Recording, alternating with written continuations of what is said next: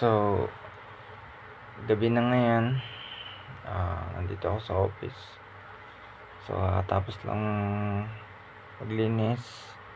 Although, hindi ko pa malilinis lahat kasi malaki talaga yung bahay So, dahan-dahan lang. So, naayos ko yung mga gamit ng asawa ko. So, yung mga damit niya na nasa cabinet, nilagyan ko ng pabango para hindi siya magmukhang na hindi ginagamit. So, yun yung pag-preserve ng mga damit. At kung ano yung pabango na gusto niya, so, yun yung gagamitin natin. So, ano lang naman yan, once a month or twice a month. So, ayun, hindi mo naman kasi makikita yung linis na bahay pag may tiles, katulad nito, skin coat. So, mapapansin nyo, hindi ko pa na pinturahan to. So, siguro pinakalas na yung pintura. So, ang masasabi ko lang, ayun, Sunday ngayon. So, hindi man ako nakapunta sa church. So, pinag-pray ko na maging maayos yung business ng asawa ko, pati yung business ko.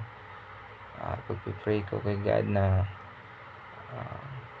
bigyan niya ako ng idea at tamang direction sa buhay, good health, and also papasalamat ako sa lahat ng blessing na dumating, for wealth and food and all tools that I use, good direction,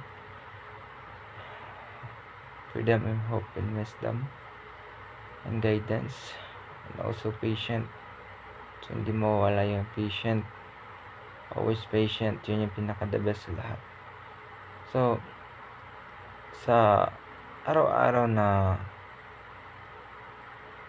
ginawa ng Diyos, parang pahina lang ng libro.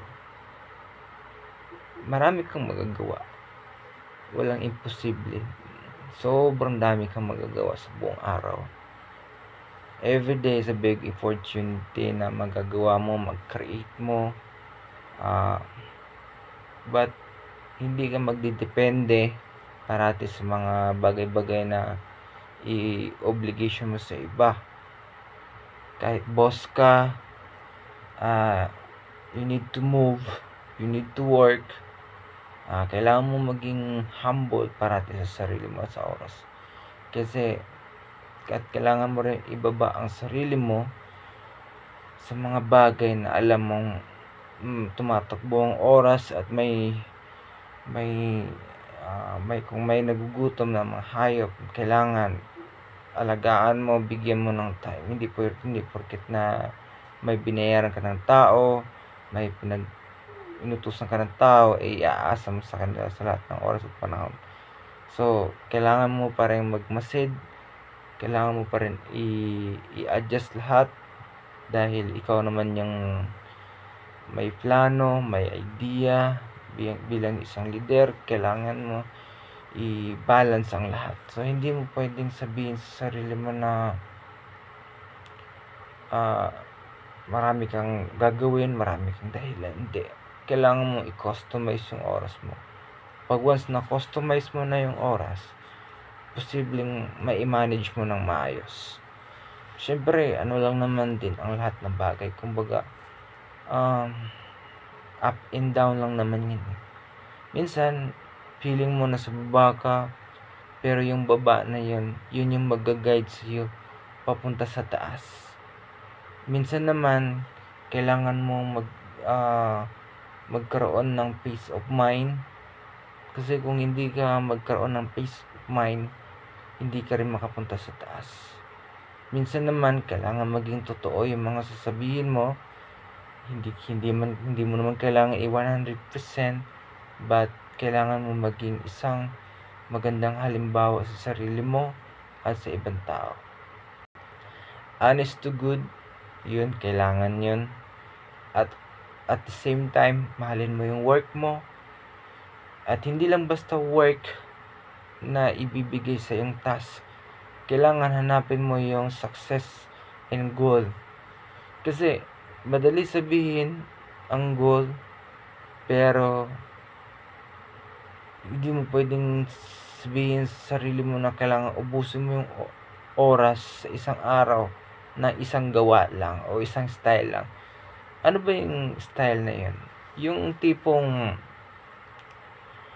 pag meron kang pinakintab ng isang bagay, magdidepende ka ba sa isang tools? Siyempre hindi. So gagawa ka ng maraming way para mas mapabilis at mas mapakintab mo yung bagay at pwede mo siyang ipagmalaki dahil makintab na yun. Ano naman yung successful?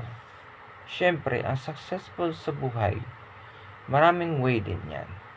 Minsan, meron kang magawa na minsan ma-appreciate ng ibang tao, tapos ipagmamalaki ka. Para sa iyo, successful yun. At minsan naman, kailangan mo bilisan yung mga dapat gawin para masabi mo sa sarili mo na nakagawa ka ng legendary at kasama nandun ang history. History sa oras na nangyari, history sa araw na sinimulan mo. So, ang daming paraan. At pangalawa, kailangan mo rin i-customize yung mga bagay. Kailangan mo rin balikan yung nakaraan na alam mong nakadepende din doon ang bagay. For example, sa kapatid mo, hindi mo pwedeng sabihin na hindi mo siya buong kapatid. Kapatid man yan sa nanay, kapatid man yan sa tatay, bigyan mo pa rin siya ng halaga at opportunity para maging successful din siya balang araw. Nandun na tayo, matigas ang ulo, pakikilaman yung gamit mo, style niya kasi yun para mapansin, at style din niya yun para mas mabilis yung paggalaw ng buhay niya sa isang araw. Pero syempre, ang doon, ang pinaka-objective doon at pinaparealize sa'yo ng Diyos na gaano ba kahaba yung pasensya mo at gaano ba kahaba yung plano mo na abutin pa yung mga bagay na yun ang kinuha niya. Ibig sabihin, kung minahal mo yung mga bagay na yun na alam mo pinaghirapan mo yun, tapos ayaw mong ipaubaya sa kapatid mo o sa ibang tao, ibig sabihin lang nun, wala ka ng kakayahan na kumuha pa ng bagay na mas higit pa doon. Yun yung pinaka maling decision mo sa buhay, na ipagdamot mo ang bagay na alam mong kaya mo pang kunin. Hindi naman sinasabi na ibigay mo agad. Pwede kang gumawa ng isang bagay. For example, nakakuha ka ng isang motor.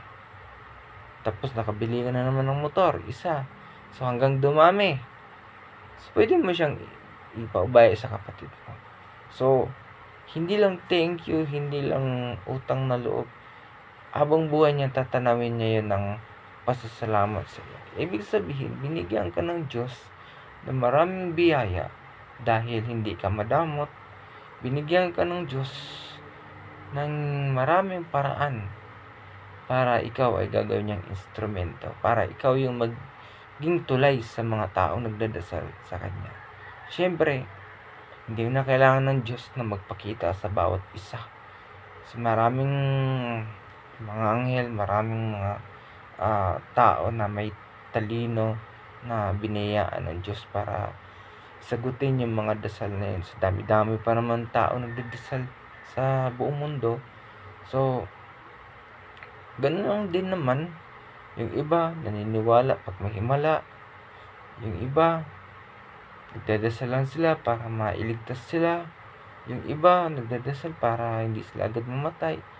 So, marami silang pamamaraan sa pagdadasal para sa kailangan nila. Pero ang totoo lang naman talaga dito sa isa lang, i-surrender mo lang yung buong buhay mo sa Diyos. Gumawa ka ng tama. Gayahin mo lang yung paano siya nabuhay. Ipako ka man sa cross o pahirapan ka man. Ang importante, yung katawang lupa mo ay isa lang parte ng espiritu mo na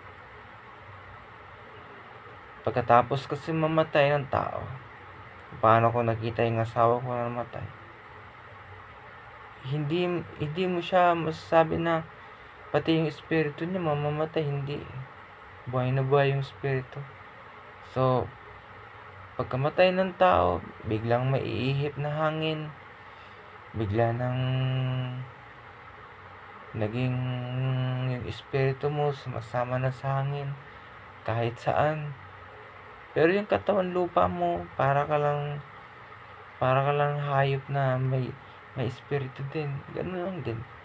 So, ang ano kasi dito, kung ano yung pinakita mo sa buhay ka pa na may espiritu ka hanggang sa mamatay ka, ganun din.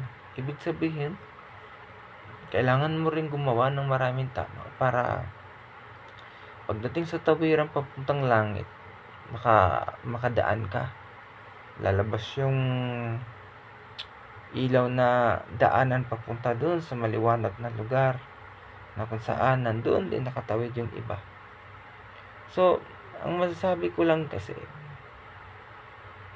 kung ang mga bagay kasi is napakasimple lang, ulit-ulit na sinasummarize na lang, ulit-ulit na binigyang buhay, binigyang paraan ng Diyos para lang ang mga tao ma-realize nila na ang buhay ng mundong ito is isang ilusyon lang.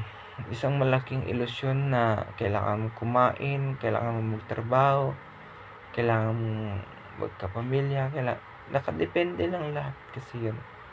So, hindi mo pwedeng sabihin sa sarili mo na kailangan ko bang yung sarili ko para lang i-focus na maging isang sikat. Sige, ganito. Bibigyan kita ng malaking consideration sa buhay na bakit sikat ka. Una sa lahat, kung sikat ka, ibig sabihin, dyan mo mararamdaman na halos lahat ng bagay ay pwede mong bilhin. Iba yung pakiramdam sa naghihirap ka at nung pupunta ka sa isang malaking bagay na kaya mong bilhin lahat. Hindi ka na makakaramdam ng yung espiritu mo iba na. So, parang hindi ka na nakakaramdam ng present ng Diyos o even ng mga anghel kasi nga parang binabaliwala mo na yung mga bagay na alam mong kailangan mo. Parang nakadepende ka na doon sa isang yaman na pangkamunduhan lang. So, hindi mo pwedeng sabihin sa sarili mo na meron akong pera, kaya kong gawin ang lahat para hindi ako bumagsak sa sarili kong paa. Alam nyo kasi, ang material na gawa ng tao, normal lang man talaga yun na kailangan mo makipagsabayan dahil isa sa lahat ng positibo sa buhay is kung may alaga kang pusa, kailangan mo silang bilhin dahil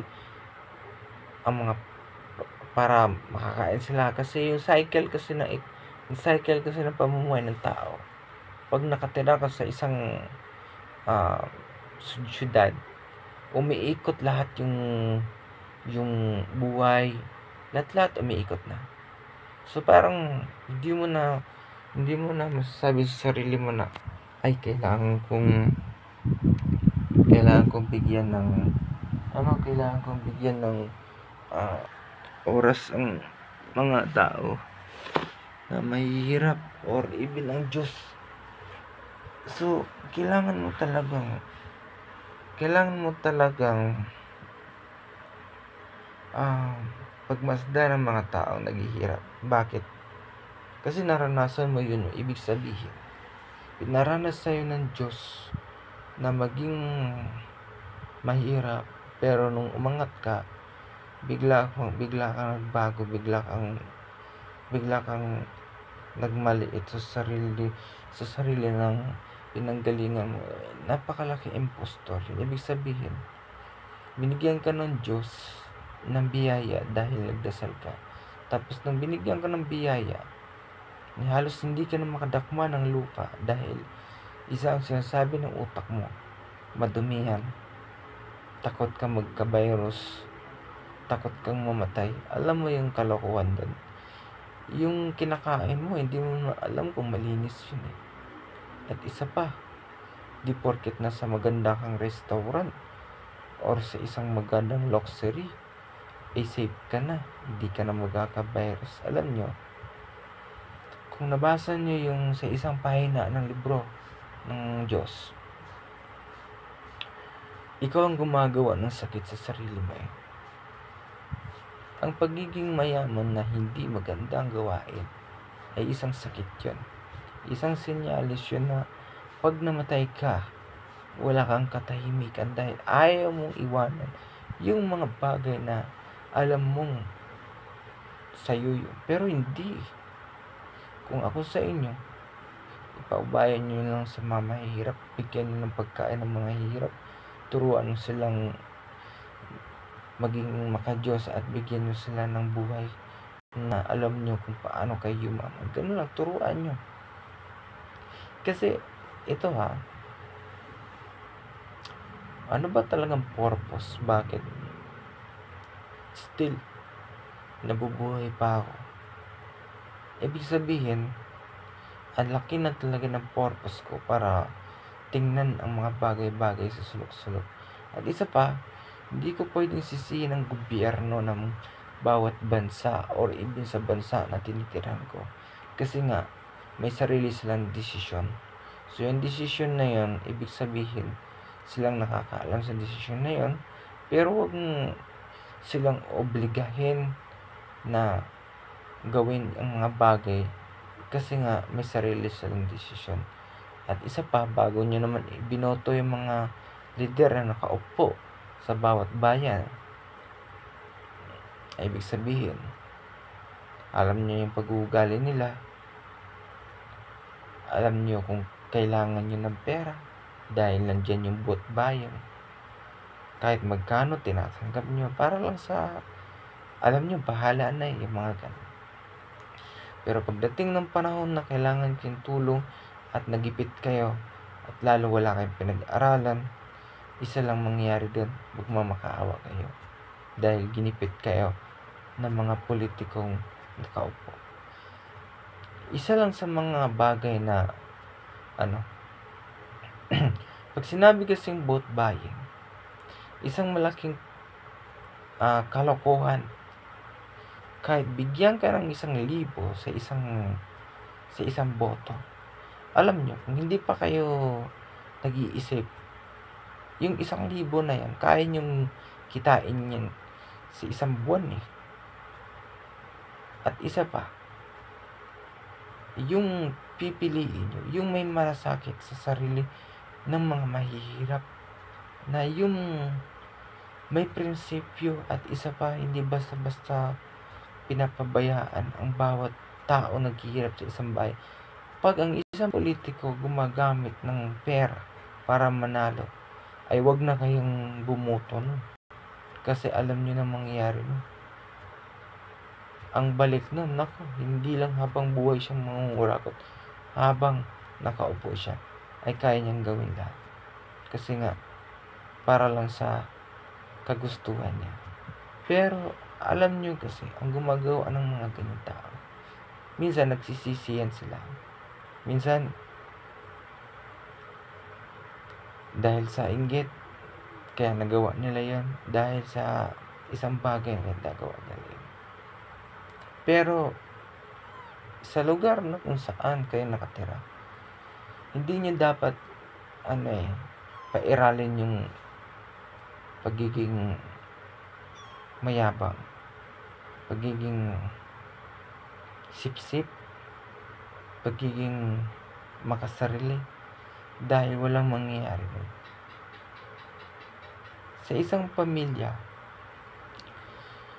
sabihin natin may kaya kayo, o kahit mayaman kayo, o mahirap. Hanggat hindi kayo nagtutulungan, ibig sabihin nagtutulungan. Una kasi dyan, magulang, anak, pag hindi kayo nagkakaintindihan, walang success, walang matatawag na unity. Ano naman yung unity? Siyempre, ang pagkakaisa nyo sa isang pamilya o sa pamilyang nakatatak ang pangalan na family dynasty.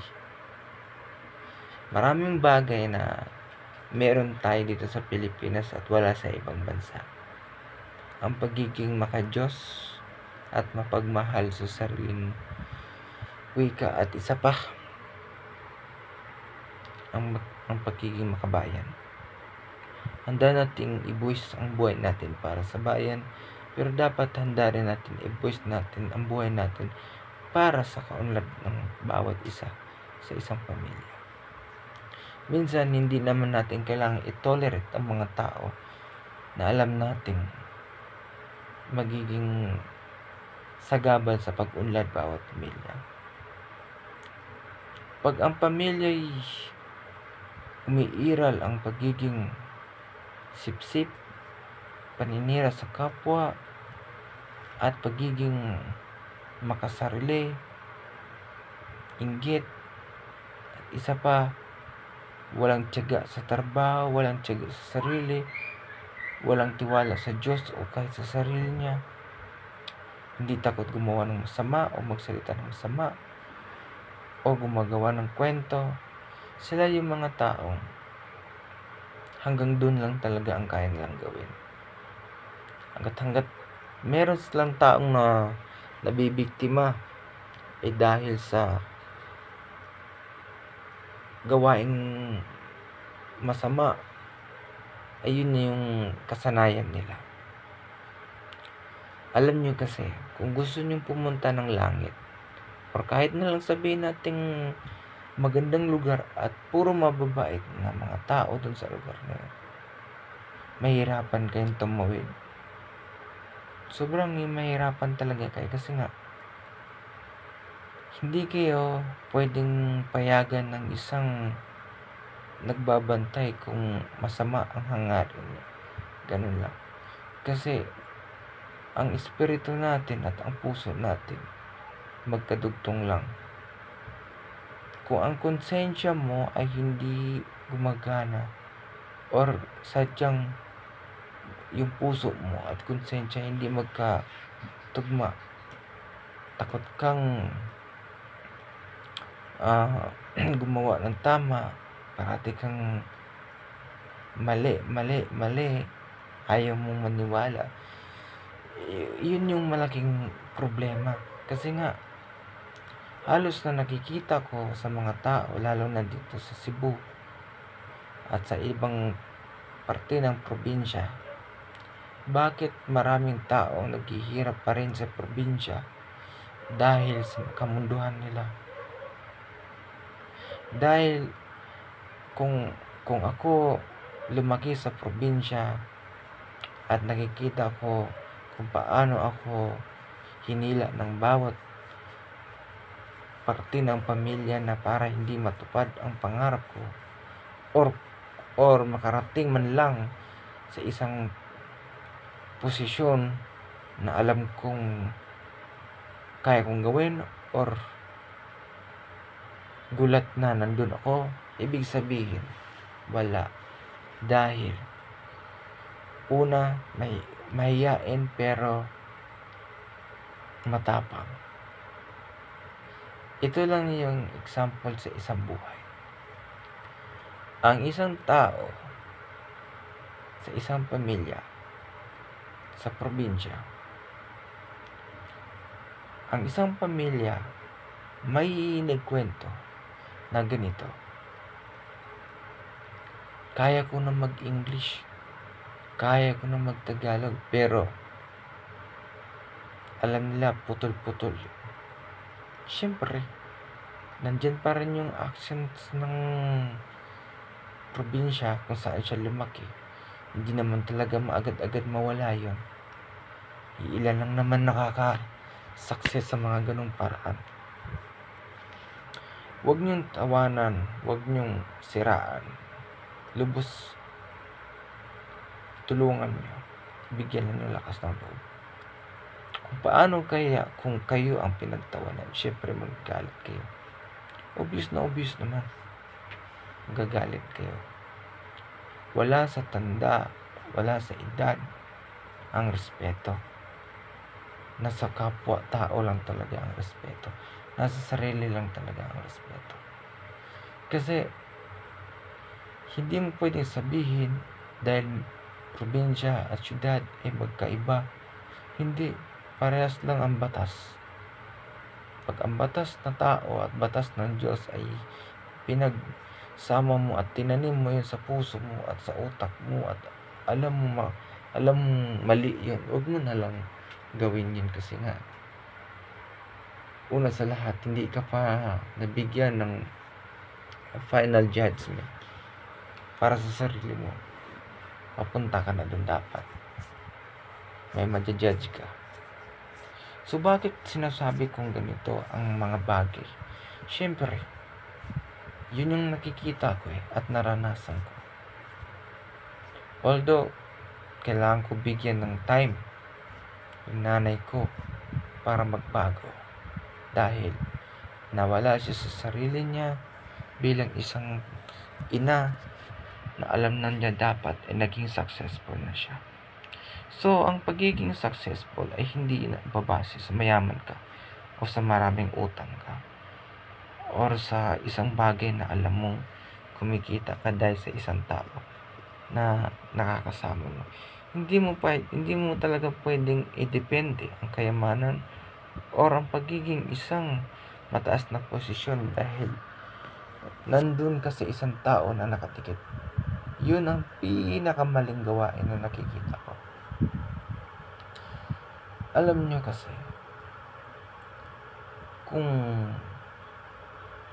meron talagang isang tao na kayang baguhin lahat, na isang pitik lang ng kuko ay pwedeng baguhin ang buong desisyon ng pamilya at maging mabuti at magiging halimbawa sa iba pa, maganda ang kakalabasan. Hindi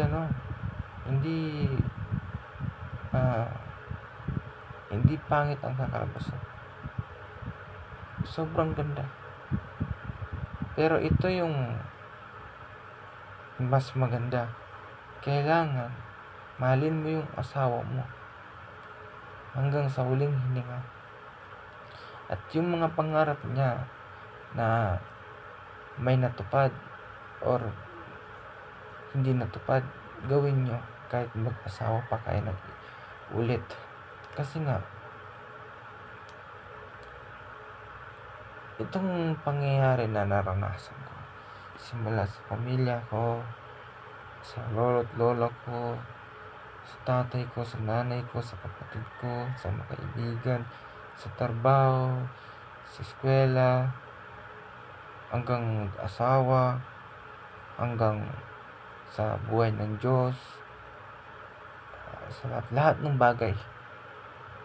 So parang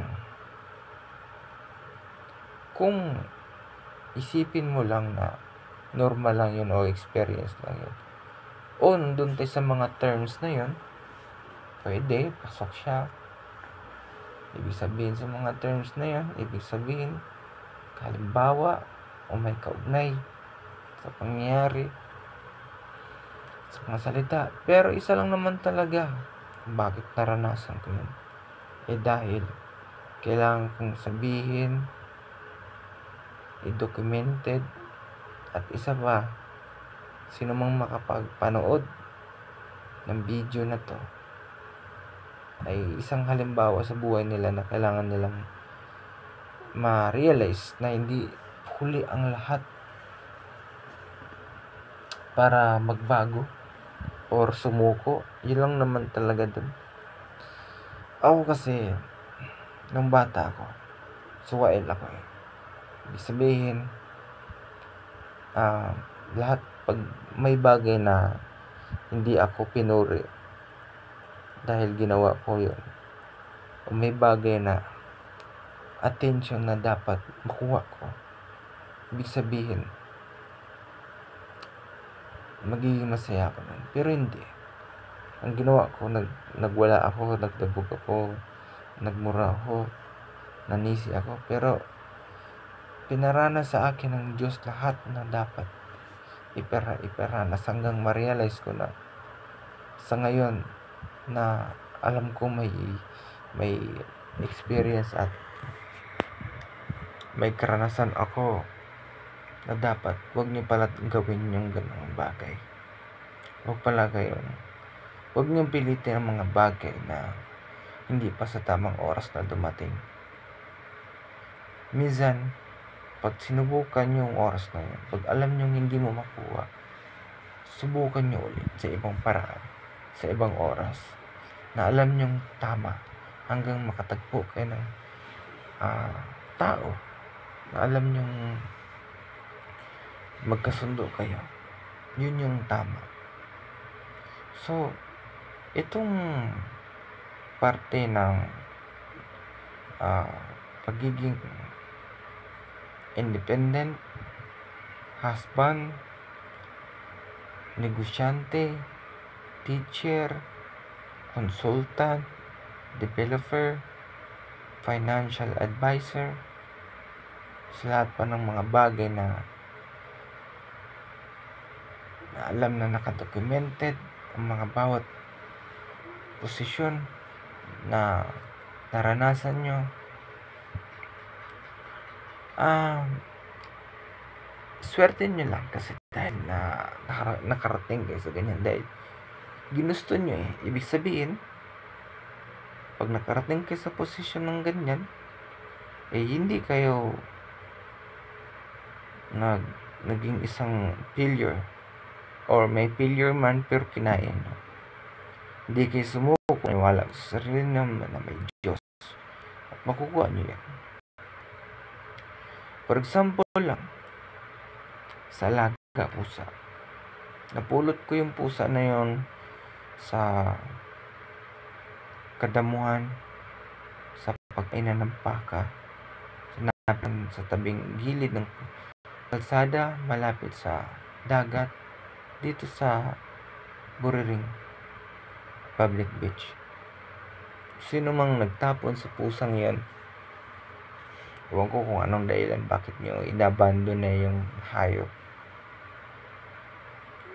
Alam nyo kasi, bawat hayop, okay lang sana kung pinanganak siya ng nanay niya sa kakahuyan o sa gubat, alam nilang mabuhay kasi doon sila pinanganak, tinuruan sila ng nanay nila.